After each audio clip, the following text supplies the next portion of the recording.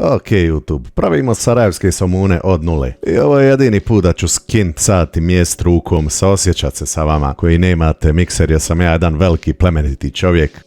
Šalim se, ova mi posuda za mikser u mašini za suđa, meni mrsko čeka da izađe napolje. Uglavnom, bosanski somun nastao u Sarajevu 16. stoljeće, najčešće se služi uz bosanska domaća jela i moj omiljeni hljebasti proizvod, vjerovatno što ga ima kupiti samo u jednom mjesecu u godini na svakom mjestu, tako da ga poželim. I počinjemo sa 10 grama instant kvasca sa malo tople vode, a što vidite ovdje ja kvasac držim u zamrzivaču, mislim da bi vi trebali jer traje što se mene tiče vječno. I daš mu još malo šećera ili još bolje brašna da imaš šta žderat. Vidite, meni je dan počeo loše, već sam počeo praviti havarije po kuhinji, dok kvasac jede moj šećer i ima najljepši dan u životu. I jest da će kroz par sati biti mrtav. I sada radimo 70% hidraciju. To vam znači na kilu brašna 700 ml vode. I ovo će biti jako ljepljiv i neuredan proces, pa radite tu u najvećoj čontri koju imate da bi mogli miješati da bi se tijesto lijepilo za druge stvari, a ne za vaše prste. Odnosno manje za vaše prste. U biti,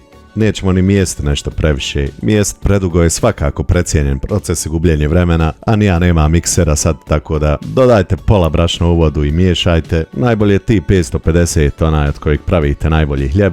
Dodajte i ovaj veseli kvasac, ostatak brašna i 10 grama soli. I onda to miješajte, najviše da hidrirate brašno i da se ono sjedini sa vodom. I onda kad je sve jedna masa, onda to možete prebaciti na površinu koju vam je kasnije najlakše čistiti. Evo u ovom momentu je najbolje da koristite ovu šamar savi tehniku, ja preveo s engleskog šta ću, gdje bacate i savijate ovo tijesto, imate malo kontakta s prstima, a što manje kontakta s prstima to se tijesto teže lijepi. Znači tako uzimate sa strana, prebacujete, lupate, imitirajte moju tehniku ovdje. Ja sam naravno ostavio još koji kadar kako bi vi to mogli što bolje vidjeti, a ne radi watch time-a. Onda će to sve vidno postati lakše za manervisanje, ali mora vam pokazati da nema onog debilnog testa da gledate kroz tijesto u ovom momentu kojim vas stvara svaki YouTube video o tijestu. Samo ostavite tijesto u svoju čontru 45 minuta jer ne treba nam konstantno miksanje, ali nam treba vrijeme. Sad prije nego što se vratite ljenčarenju, moramo uraditi jednu stvar. Umočiti ruke u malo vode i prebaciti sa krajeva tijesto prema suprotnoj strani čontre. Samo jedan puni krug. U tom procesu mi kvasac prebacimo na nove izvore hrane, a on za uzvrat mijesi za nas i čini naše tijesto jači. Ostavite tijesto još 45 minuta, ali vidite ovdje ja sam otišao na sok i tijesto je ostalo 4 sata umjesto 45 minuta, ali nikakav problem. Evo vam razvijeni gluten i evo vam sad onaj prozor test od onih youtubera. On mijesio dok sam ja pio sokove, ali na kraju evo nas na isto. Sad istresemo tijesto na radnu površinu i pobrašnimo i površinu i tijesto i kera što vam hoda oko nogu. Sve što je u blizini i što nam može zagorčati ovaj proces. I sad podijelimo tijesto na loptice od oko 200 grama. Može i više za one somune što su ko mjesec, ali u kućnoj radinosti to ne bi preporučio. Imate dva načina da oblikujete lopte za somun. Prvi je ovaj kad krajeve preklapate u sredinu i onda još malo vrtite da zapečatite lopticu, ili ovaj koji je mene najdraži, ko kad radiš pice sam provučeš ovako kroz prste i evo ga loptica. Malo ih pritisnite u disk radi zadnjeg oblika, pobrašnite i ostavite još 45 minuta. Ovaj put je bitno da je 45 minuta, tako da nemojte ići na sokove. Za to vrijeme ću zagrijati rernu sa ovim pizza kamenom.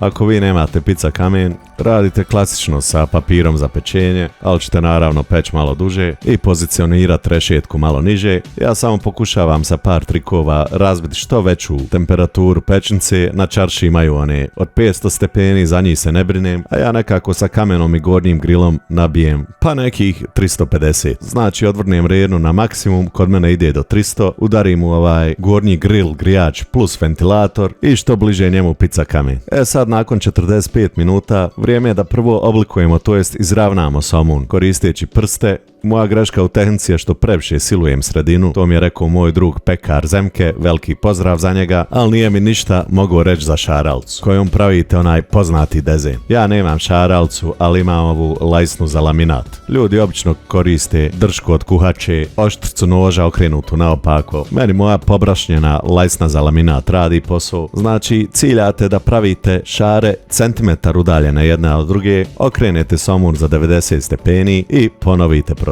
Sad ga samo šaltate sa strane i radite sljedeći. a ovaj što je prvi išaran će prvi ići i u rednu. Jer taman dok išarate ostale, on će još malo da naraste i bude pufnast kako želite na kraju. Ono što je bitno je da se pripremite i osigurate prostor za sve ove somune, jer će vam nakon šaranja trećeg već početi sve smetati. Sad u mom slučaju nam treba lopata za picu, pobrašnjena naravno, prebacimo somun na nju, špricnemo ga par puta i pospemo čurekotom, odnosno crnim kimom, koji je opcionalan samo ako ga ne možete naći. To je zapravo i sva posebnost i miris ovog autentičnog bosanskog somuna. Na njega vam zapravo i Sarajevo i mirši u ovim ramazanskim danima. Ako se peku na pizza kamenu, ja ću raditi jedan po jedan. Vi ćete vjerovatno koristiti papir za pečenje, vi možete roknuti u njih par odjednom. U biti ne treba vam ni pleh tad. Možete papir sa somunima odmah baciti na gradele. I sad će se desiti ovo. Somun će uz pomoć pare da se napuše i već će lagano da krene da dobija zlatnu boju. Čim je dobije, ide napolje. Bolje da je manje zlatan nego da ga presušite. Izvadite ga napolje, malo mu se divite i onda ga što prije stavite ispod neke krpe kako bi ovako dok je vreo gubio što manje vlažnosti koja će osigurati njegovu mekoću kad se ohladi. I ovo je, moram reći, bilo stvarno čeif napraviti. Ohrabrio bi vas jer ih čak i u Sarajevu nema uvijek za kupiti. I napravili smo ih. I šta sad? Evo vam jedan sirotinski B-roll iz mojih ranih dana edita.